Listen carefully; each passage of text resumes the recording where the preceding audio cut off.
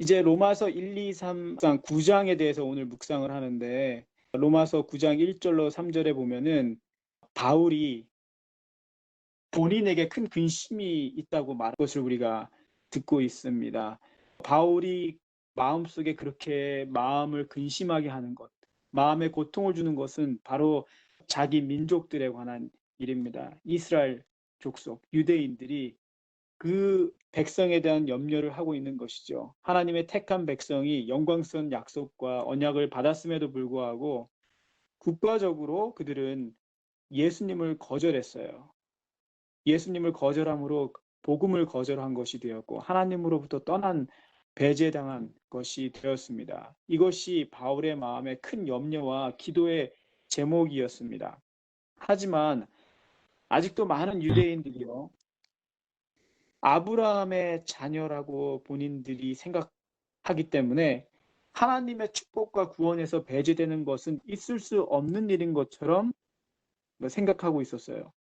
자신들이 율법을 가졌고 육신으로는 아브라함의 자손이라는 사실만으로 하나님의 자녀가 될 수밖에 없다는 잘못된 믿음을 고집하고 있었습니다. 그래서 바울이 걱정을 하고 있는 것이죠. 이런 주장에 대하여 바울이 몇 가지 예를 들어서 설명을 하기 시작합니다. 7절로부터 13절의 말씀인데요. 거기에 보면은 이삭과 이스마엘, 또 야곱과 에서의 예를 들어서 이스라엘 백성들에게, 유대인들에게 설명을 하려고 합니다. 여러분께서 잘 아시는 것처럼 이 말씀을 읽어보셨겠지만 여기 보면은 이삭과 야곱을 택하고 이스마엘과 에서를 하나님은 선택하지 않으셨어요. 그리고 그거는 유대인들도 다 알고 있는, 역사적으로 기꺼이 인정할 수밖에 없는 하나님의 선택에 관한 예가 될 수 있습니다. 이런 예를 통해서 바울은 그 당시 불신하는 그 유대 민족이 하나님의 부르심에서 배제되는 것이 결코 부당하지 않다는 것을 설명하려고 합니다. 17절과 13절을 통해서 바울이 얘기하고자 하는 요점은 두 가지로 볼 수 있는데요. 첫 번째는 우리의 노력, 혹 우리의 뜻, 행위로 하나님의 자녀가 될 수 없다는 것입니다. 11절에 어떤 선이나 악을 행하지 아니한 때에 택하심을 따라 되는 하나님의 뜻이 행위로 말미암지 않고 오직 부르시는 이로 말미암아 서게 하려 했다고 말하고 있고, 16절에 보면은 원하는 자로 말미암음도 아니고 다른 박질하는 자도 아니고 오직 긍휼히 여기시는 하나님으로 말미암아 부르심을 받는다고 말하고 있어요. 여기서 원하는 자라는 말은 영어로 말하면 will입니다. will. 그거는 뜻입니다. 뜻. 내가 원하는 뜻을 내가 거기에 둔다고 해가지고 있는 게 아니라 오직 하나님의 뜻으로만 부르심이 가능하다는 것이죠. 그러면서 여기 반복해서 말하는 것이 오직 부르시는 이로 말미암아, 그리고 오직 긍휼히 여기시는 하나님으로 말미암아. 이 말은 곧 이삭이나 이스마엘이나 혹 야곱이나 에서 모두 다 육신적으로 보면은 아브라함의 자손입니다. 근데 이삭은 선택되었고 이스마엘은 선택되지 않았고, 똑같은 이삭의 아들로 태어났지만 야곱은 선택되었고 에서는 선택되지 못했습니다. 하지만 그들 모두 같은 죄인이에요. 행위율법으로 따져볼 때 결코 우리 모두 다 하나님의 자녀가 될 수 있는 어떤 자격을 갖추지 못했습니다. 모두 사망의 자식들입니다. 어느 사람이 더 잘났고 못났고 그러지가 못해요. 오직 하나님의 뜻으로 긍휼히 여기시는 자비로 말미암아 이삭과 야곱이 선택되었을 뿐입니다. 그러므로 구원은 전적으로 하나님의 은혜와 뜻에 달려 있다는 것이죠. 15절에 말씀하시기를 하나님께서 모세에게 하시는 말씀입니다. 긍휼히 여길 자를, 또 불쌍히 여길 자를 내가 불쌍히 여긴다. 그렇게 하는 것은, 그렇게 선택하는 것은 전적으로 하나님의 주관이며 그분의 선택 영역이라는 말입니다. 로마서 9장 17절, 18절의 말씀이 이제 이어지는데 이 말씀이 우리 마음속에 이제 혼돈을 줄 수 있고 부담을 줄 수 있는 말씀일 수 있습니다.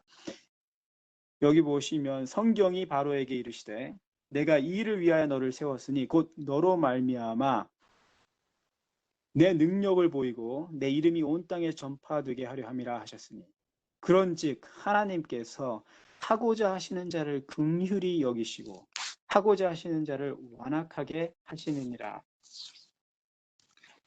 이제 우리가 오해할 수 있는 구절이죠. 하고자 하는 자를 긍휼히 여기고 하고자 하는 자를 또 완악하게 하신다. 그러니까 19절에 보면은 혹 내가 내게 말하기를 이렇게 바울이 이제 얘기를 하니까 17절 18절에 많은 사람들이 바울에게 이렇게 질문할 수 있습니다. 그게 19절이에요. 우리가 사람들이 흔히 할 수 있는 질문이 19절에 나옵니다. 혹 내가 내게 말하기를 그러면 하나님이 어찌하여 허물하시느냐? 누가 그 뜻을 대적하느냐? 이 말을 다시 풀어서 말하면 하나님이 친히 어떤 사람을 정해서 미워하고 마음을 강팍하게 하기로 마음을 굳히셨는데 어떻게 죄인을 하나님께서 나무라실 수 있겠느냐는 것이죠. 죄인들의 행위가 우리의 죄된 행위가 그분의 목적이 그렇기 때문에 그 목적에 따른 것이고 그분의 저항할 수 없는 그 뜻의 결과라면 하나님이 어떻게 인간들에게 그 죄의 책임을 지우는 것이 정당한가 하는 것이죠. 22절에도 그렇게 오해할 수 있는 말씀이 나옵니다. 22절에 이런 구절이 나와요. 멸망하기로 준비된 진노의 그릇이라는 말이 나옵니다. 멸망하기로 준비된 진노의 그릇. 이 말을 어떻게 얼핏 들으면은 멸망을 당하기 위해서 처음부터 이렇게 태어났다는 말로 들릴 수 있지만 그런 말이 아닙니다. 멸하기로 준비된 그릇이라는 말은 인간의 반복된 선택과 의지로 인해서 죄가 무르익어서 멸망을 받을 준비가 그 죄의 잔이 찼다는 말입니다. 죄의 잔이 찼다는 말이에요.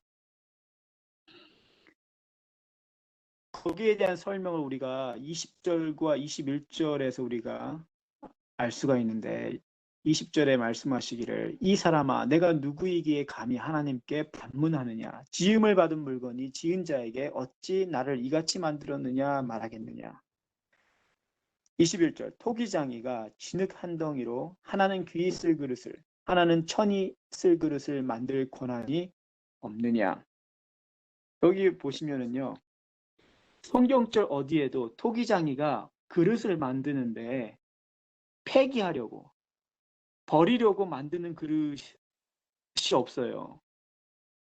여기에 토기장이는 결코 그릇을 폐기하려고 만드는 멸망하려고 만드는 그릇은 없어요.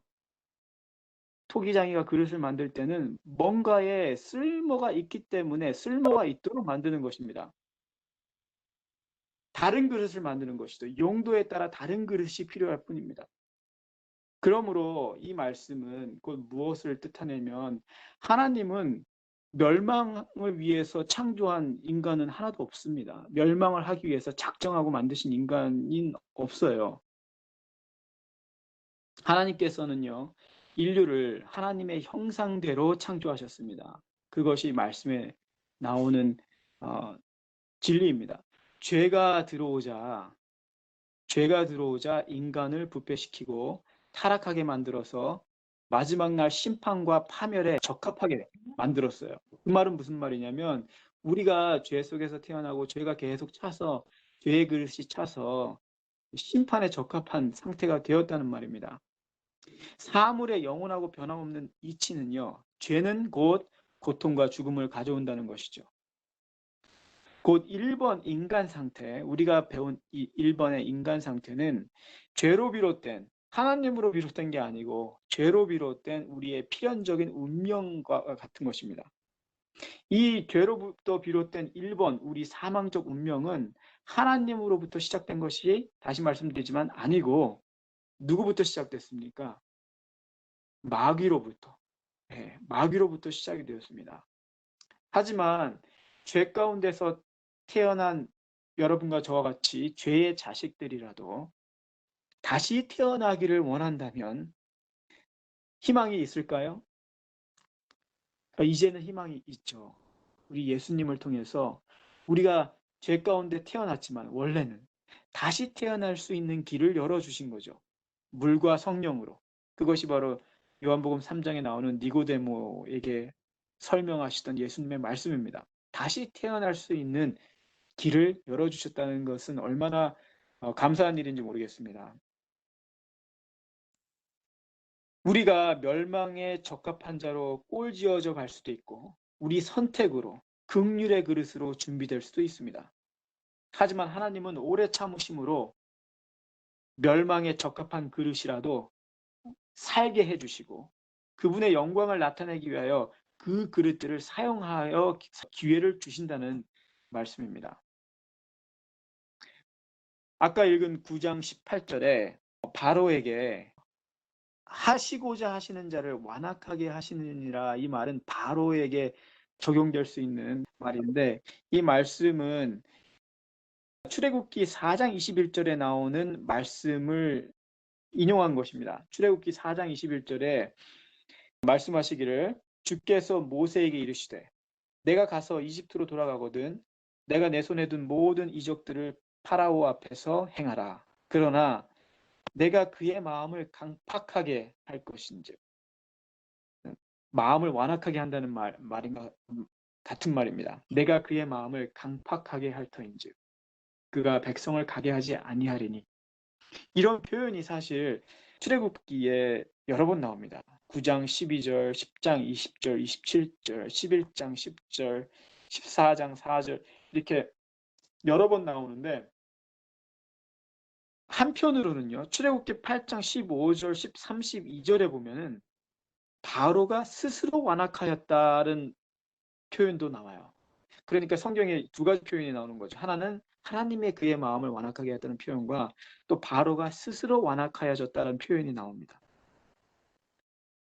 사무엘상 6장 6절에 보면은 이제 이스라엘 백성들이 그때 홈리와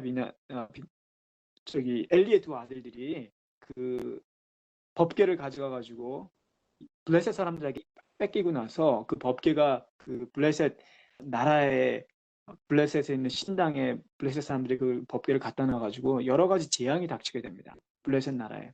그래가지고 그 사람들이 그 법궤를 다시 이스라엘 나라로 돌려보내기 위해서 이제 막 고민하는 그 장면이죠. 사무엘상 6장 6절이. 근데 그때에 그 이방인들, 블레셋 사람들이 그들의 제사장들에게 이제 하는 말입니다. 이 말이. 뭐라고 얘기하냐면 애굽인과 바로가 그들의 마음을 완악하게 한 것 같이 어찌하여 너희가 너희 마음을 완악하게 하겠느냐. 그가 그들 중에 재앙을 내린 후에 그들의 백성을 가게 함으로 백성이 떠나지 아니하였느냐 하면서, 이 말을 하면서 법궤를 빨리 돌려보내야 된다고 이제 말을 하고 있는 것이죠. 그러면서 이들이 인용한 말이 바로와 애굽의 말입니다. 바로가 그의 마음을 완악하게 한 것 같이 우리는 그렇게 하지 말고 빨리 회개하고 하나님 이 법궤를 돌려보내야 된다. 블레셋 사람들도 알고 있는 내용이었어요. 이 애굽에 들인 열 재앙과 어떻게 바로가 그의 마음을 계속해서 완악하게 해서 결국 열 재앙까지 가게 되었는지, 이 스토리를 블레셋 사람들도 이방인들도 알고 있는 내용이었다는 것이죠. 생각을 해보면은요, 하나님께서 바로의 마음을 완악하게 하셨는가? 아니면 정말 바로가 스스로 자기 마음을 강팍하게 하였는가? 하나님은 이 죄악의 도시, 멸망에 적합하게 된 이 애굽의 나라에 계속해서 재앙을 통해서 증거를 보이시고 기회를 주셨습니다. 그래서 열 재앙을 한꺼번에 안 내리시고 단계적으로 하나씩 하나씩 내리셨던 것이죠. 계속해서 자비의 경고의 메시지가 전달되었습니다. 하지만 바로는 스스로 그 모든 증거들을 하나씩 거절했어요. 그럴 때마다 그의 마음이 더욱 굳어져 갔던 것입니다. 하나님은 10가지 재앙을 차례로 보내셨고 그것은 많은 애굽 사람들로 그분을 다시 발견하고 돌아올 수 있는 계기가 되었습니다. 그래서 실제로 많은 애굽인들이 이스라엘이 출애굽할 때에 같이 나왔습니다. 애굽을. 그런데 참 아이러니한 사실은 이스라엘 백성들이 그 시험을 당할 때마다 가장 먼저 그 불평하고 백성들을 동요를 일으키고 분쟁을 일으켰던 사람들이 주도적으로 바로 그렇게 섞여져 이스라엘 백성과 섞여서 같이 애굽을 떠났던 그 이방인들이었어요. 하나님께서는 참으로 그들이 그렇게 여러 가지 그 광야 생활을 통해서 가나안 여정을 통해서 문제를 일으킬 것을 아심에도 불구하고 그들에게 그 10가지 재앙이라는 엄청난 이적을 통해서 어떻게 보면 그 애굽 백성이라도 바로라도 구원하시고자 뜻하셨던 것을 기다려 주셨다는 것을 알 수가 있습니다. 하지만 바로는 계속해서 그 열 재앙을 통해서 계속해서 그것들을 거절함으로써 그렇게 할 때마다 더 그의 마음은 강팍하게 되었습니다. 하나님께서 바로의 마음을 강팍하게 했다는 표현은 하나님의 오래 참으심으로 보이신 그 구원하시는 증거와 능력이 계속해서 그것을 거절한 바로에겐 오히려 그의 마음을 더욱 강팍하게 만드는 결과적으로 강팍하게 만든 요인이 되었다는 것을 말한다고 생각합니다. 성경을 창세기부터 요한계시록까지 어디를 살펴봐도 공통되는 주제와 흐르는 그 큰 물줄기는요. 결코 하나님이 악인이 죽고 고통하는 것을 기뻐하지 않는다는 사실입니다. 에스겔서 3장 33절에 디모데전서 2장에 베드로후서 3장에 반복되는 말씀이 모든 사람이 회개하여 구원에 이르기를 원하고 또한 악인과 선인에게 그분의 햇빛을 공평하게 비춰주는 것이 바로 하나님의 마음입니다. 바로 다음 장에 로마서 10장 13절에 오늘 10장을 하는 것은 아니지만 10장 13절에 우리가 잘 아는 말씀이 있습니다. 누구든지 주의 이름을 부르는 자는 구원을 받으리라. 모든 사람이 구원을 받을 수 있는 기회가 주어지고 하나님은 모든 사람을 구원하시기를 원하시는 것이죠. 디모데전서 2장 4절에 하나님은 모든 사람이 구원을 받으며 진리를 아는 데에 이르기를 원하시느니라. 이제 말씀을 제가 마치면서 모든 인류에게 차별 없이 동일하게 비춰지는 하나님의 마음을 여러분들에게 조금 더 생각할 수 있도록 말씀을 나눠보고 싶습니다. 로마서 9장 3절에요. 바울이 말하기를 나의 형제 곧 골육의 친척을 위하여 내 자신이 저주를 받아 그리스도께서 끊어질지라도 그것을 나는 원한다. 이렇게 말을 해요. 참으로 어떻게 보면 좀 충격적이고 이해할 수 없는 말일 수 있습니다. 이 이스라엘 백성의 죄악을 감당하기 위해서 동족의 죄를 자기가 감당하기 위해서라면 그들을 위해서라면 자기는 구원의 그 대열에서 끊어져도 상관이 없다. 정말로 동족을 죽기까지 사랑하는 바울의 마음을 우리가 알 수 있는데 이걸 읽을 때 여러분 생각나는 다른 한 가지 한 명의 인물이 있으시죠? 예, 출애굽기 32장 32절에 나오는 바로 모세의 마음입니다. 그때 모세가 하나님께 간구하기를 그러나 합의하시면 이제 그들의 죄를 사하시옵소서. 그렇지 않사오면 원컨대 주의 기록하신 책에서 내 이름을 지워버려 주시옵소서. 모세도 바울과 똑같은 기도를 하나님께 드리고 있는데 죄악에 있는 그 백성들에 대한 사랑과 연민이 너무 커가지고 그들을 구원하기 위해서라면 그들의 죄를 속하는 데 도움이 된다면은 이 세상에서 죽음은 물론이고 영원한 생명책에서 그 구원을 받지 못하게 되는 희생을 통해서라도 기꺼이 그들의 죄를 담당하기를 원했어요. 모세나 바울과 같은 사람들의 속에 있던 사랑의 그 분량, 우리는 정말 감히 측량하기 어려운 것입니다. 내 형제를 내 몸과 같이 사랑하라는 그 예수님의 말씀이 바로 이런 말씀이 아닌가 모르겠습니다. 내 형제를 내 몸과 같이 사랑한다는. 우리는 정말 기도하고 말씀 보고 하는 것 모든 동기가 다 내가 어떻게 하면 구원받아야 오직 나에 대한 걱정밖에 없거든요. 어떻게 하면 내가 구원받을 수 있을까? 우리에 대한 기도조차도 안 해서 문제지, 사실은. 우리가 열심히 정말 말씀 보고 신앙하고 한다고 해도 결국은 돌아보면은 결국 나를 위해서 하는 것이거든요. 내 구원을 이루기 위해서. 근데 내 구원을 포기하면서까지 내 형제를 살리고자 하는 그 마음은 인간으로서 사실 가질 수 없는 불가능한 마음이 아닌가. 이런 생각이 듭니다. 그 마음은요, 사람의 마음이 아닙니다. 그 마음은 예수님의 마음입니다. 오직 예수님만 그런 마음을 가질 수가 있는데, 그 예수의 마음을 누가 가졌었냐면 모세와 바울이 가졌던 것 같습니다. 참 우리도 그런 마음을 가질 수 있는 때가 성령님으로 이루어졌으면 좋겠다는 그런 간절한 마음이 생깁니다. 백성의 죄악을 자신의 모든 것을 바쳐서 담당하려고 하는 이 완전한 희생과 사랑의 정신은 예수님의 마음인데, 그 마음이 십자가에서 달리시기 전에 겟세마네 동산에서의 그 기도하시던 그 모습, 그 투쟁의 장면에서 잘 나타나 있다고 생각합니다. 인류의 죄 때문에, 여러분과 저의 죄 때문에 그 밤에 예수님께서는 하나님의 붙드시는 그 임재의 빛이 차단당하는 것처럼 보였습니다.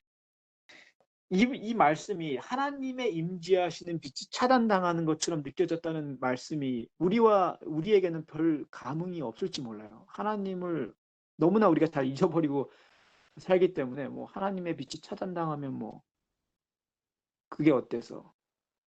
우리는 성경도 안 보고도, 성경을 보지 않고 기도를 안 하고도 일주일을 넉넉히 잘 살 때가 많지 않습니까? 전화기를 들여다보지 않으면 하루를 견디지 못할지 모르겠지만, 말씀을 보지 않고는 뭐 며칠을 가도 끄떡 없이 잘 살 수 있는 그런 우리는 죄인입니다. 하지만 예수님의 입장에서는 이것이 엄청난 것이에요. 하나님의 임재의 빛이 차단당하는 것처럼 보였다는 것은, 생각해 보세요. 그분이 이 땅에서 사실 때 정말로 힘든 일이 많았죠. 육체적으로 얼마나 힘든 일이 많았습니까? 하지만 그런 힘든 속에서라도 기쁨과 행복을 잃지 않고 항상 용기와 희망을 가지고 평온함을 유지하시면서 사셨어요. 그런데 심지어는 폭풍 속에서도, 죽음이 위협이 정말로 뼛속까지 느껴지는 그런 엄청난 자연재해 속에서도 평안함과 기쁨과 행복을 잃지 않고 사셨어요. 초인간적인 일이죠. 그러니 인간의 몸으로서는 할 수 없는 것인데, 그게 예수님이 신이어서 그런 게 아니었고요. 우리가 똑같은 인간이었지만 하나님과 연결되어 있기 때문에 그 아버지의 능력을 예수께서 받으셔서 초인간적으로 그 폭풍이 몰아치는 갈릴리 바닷가에서조차 잠을 주무시는, 평온함을 잃지 않으시는, 감사함을 잃지 않으시는, 흔들리지 않고 무서워하지 않으시는 그런 모습을 보여주신 겁니다. 하나님과 연결되어 있었기 때문에, 아버지와 연결되어 있었기 때문에. 그래서 그분은 밤새도록 밤늦게까지 사람들을 고치시고 가르치시며 봉사하시다가 우리 같으면 너무 힘들어가지고 늦잠을 자든지 그래야 될 텐데, 일을 마치시자마자 바로 또 기도하시는 모습을 볼 수 있어요. 기도를 잠깐 하고 주무시는 게 아니라 밤새도록 기도를 하십니다. 왜 그렇습니까? 피곤해서 쓰러질 것 같은데, 우리가 생각하면 그분에게 있어서는요, 아버지와 연합이 그분을 소생시키는 원동력이고 행복의 원천이었어요. 그게 그분에게는 밥보다도 더 큰 힘이 되었던 것 같습니다. 이제 이렇게 생각을 해보면요, 예수님은 아버지와 한순간도 연합하지 않고는 살 수 없는 그런 분이었습니다. 아버지께 모든 것을 전적으로 의지했고, 그러니까 아버지 안에 항상 사셨던 겁니다. 인간의 모습으로. 이제 예수님께 아버지가, 이 하나님이 어떤 분인가를 여러분께서 조금 느끼게 되셨으면 좋을 텐데, 그런데 이제 십자가 앞에서 그분이 이제 타락한 인류의 죄짐을 지셔야만 하는데, 죄를 알지도 못하는 그분이 우리의 모든 사람의 죄를 이제 짊어지고 그 예행 연습을 하는 것입니다. 겟세마네 동산에서. 근데 이 우리의 죄를 짊어진다는 이 표현이 우리가 이렇게 생각할 수 있어요. 예를 들어서 여러분과 여러분의 친구가 어디를 가다가 여러분의 친구가 가게집에서 물건을 훔쳤어요. 그랬는데 이제 경찰에 붙잡히게 되었죠. 근데 여러분이 그 친구를 사랑하는 나머지 이제 친구한테 대신해서 이건 내가 훔쳤다고 얘기할 테니까 너는 가만히 있어라. 이렇게 얘기하고 여러분이 대신 벌을 받는 거예요. 몸은 벌을 받아가지고 힘들 수 있지만은 여러분의 마음은 어떨까요? 야, 내가 친구를 위해서 이렇게 내가 희생을 하는구나. 내가 잘못이 없지만 나는 그러지 않았지만 내 친구를 위해서 내가 이렇게 하면 친구가 얼마나 나에게 고마워할까? 정말 마음이 뿌듯하고 그리고 또 스스로에 대해서 대견하고 이런 어떤 내면적인 그 힘이 있을 것입니다. 예수님은 그런 마음으로 지금 우리의 죄를 짊어지시는 게 아니었어요. 죄인인 척, 내가 죄를 진 척 이렇게 하는 게 아니라 완전히 죄인이 되시는 거였습니다. 완전히 죄인이 되시는 거였어요. 그래서 죄인으로 변화되신 거예요. 죄인으로서 느껴야 되는 모든 죄책감, 수치를 죄인의 몸으로서 몸소 느끼고 그 사망의 결과를 친히 경험하시는 것이었습니다. 그렇게 죄인이 되려고 하니까 죄를 싫어하시는 하나님께서 얼마나 죄를 싫어하시는지 너무나 잘 알고 있기 때문에 그게 생생하게 다가오면서 그 자기의 그 죄 때문에 아버지와 영원히 분리되어서 다시는 연합하지 못할 것 같다는 그런 엄청난 중압감과 무서움이 그분에게 밀려왔습니다. 그것 때문에 그분이 그 겟세마네 동산에서 너무나 고민이 되었던 것입니다. 너무나 힘들었던 것입니다. 그 장면이 마태복음 26장 37절, 38절에 잘 나와 있는데 베드로와 그 요한과 야고보를 따로 데려가서 기도하시러 올라가셨잖아요. 그래서 베드로와 요한과 야고보에게 말씀을 하십니다. 내 마음이 심히 고민하여 죽게 되었으니 너희는 머물러 나와 함께 깨어 있으라 하시고 예수님께서 말씀하세요. 이런 말씀을 제자들에게 하신 적이 없었어요. 지금까지는 제자들이 한 번도 예수님이 이렇게 힘들어하시고 이렇게 얼굴이 창백하시고 피땀을 흘리시는 것을 본 적이 없었습니다. 제가 말씀드렸잖아요. 죽음이 문턱까지 온 그런 상황에서도 예수님은 평정을 잃지 않으시고 항상 씩씩하시고 힘이 있으셨는데 이 순간에는 예수님의 모습이 파죽음이 되어서 내가 정말 죽을 것 같으니까 기도를 해달라고. 근데 그렇게 말씀하시는 겁니다. 그렇게 말씀하시고 온 죄의 무게감을 온몸으로 지탱하면서 홀로 기도하러 조금 떨어진 곳으로 가시는 것입니다. 그리고 기도를 하시는데 마태복음 26장 39절 내 아버지여 만일 할만하시거든 이 잔을 내게서 지나가게 하옵소서. 그러나 내 원대로 마옵시고 아버지의 원대로 되기를 원하나이다 하시니 내 원대로 하지 마옵시고 아버지의 원대로 되기를 원하나이다. 이 말은 예수님께서 죽게 되었다는 이런 엄청난 고뇌에도 불구하고 결국 뭐 하기로 결정을 하시는 겁니까? 우리를 위해서 죄를 뒤집어 쓰고 아버지와 분리되기로 그렇게 결정을 하시는 모습. 이런 결정을 하신 후에 몸이 죽은 듯이 땅에 쓰러졌다고 영감의 기를 기록하고 있습니다. 죽은 듯이 땅에 쓰러지셨다고. 그리고 나서 다시 제자들에게 급한 나머지 위로와 용기가 너무 필요해서 오십니다. 제자들은 자고 있었죠. 잠에서 깬 제자들이 그분의 얼굴에서 고통과 피와 땀이 얼룩진 것을 보고 공포심에 가득 찹니다. 얼마나 고민이 심하면 사람의 몸에서 피가 땀처럼 얼굴을 덮을 수가 있을까 생각을 해봅니다. 그리고 다시 초인간적인 고통이 엄습하게 되고 그분은 기진맥진해서 실신 상태로 투쟁하시던 곳으로 다시 되돌아가시고 다시 아버지 앞에 기도하기 위해서 바닥에 쓰러지십니다. 참으로 그 순간이 인류에겐 두려운 순간이죠. 세계의 운명이 결정되려고 하는 순간입니다. 왜냐하면 그리스도께서 지금이라도 이 범죄한 인류가 마셔야 할 이 잔을 여러분과 제가 마셔야 할 이 잔을 거절할 수 있으셨어요. 너희들이 죄는 너희가 짊어지고 알아서 해라 이렇게 말씀하시고 그분은 훌훌 다 털어버리시고 우리를 내버려 두시고 사랑하는 아버지께로 올라가실 수 있으셨습니다.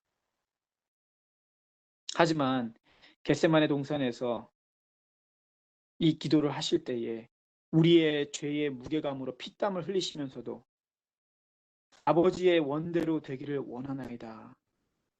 이렇게 말씀을 하시는 것입니다.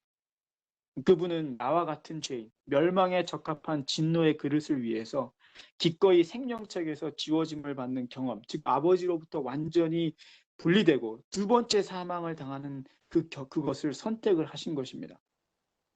아버지의 원대로 되기를 원하나이다라는 그 기도를 마태복음 26장을 보시면 3번 반복하셨습니다. 3번. 똑같은 말씀을 하시고 제자들에게 갔다가 또다시 돌아오셔서 또 똑같은 기도를 하시고 다시 제자들에게 가시고 다시 똑같은 기도를 그렇게 기도하기를 3번 반복하셨습니다. 여러분, 모세와 바울은요, 생명책에서 그들의 이름이 지워짐을 당해서라도 유대 백성들, 이스라엘 백성들의 죄악을 사해 주시기를 간절히 기도하고 소원했습니다.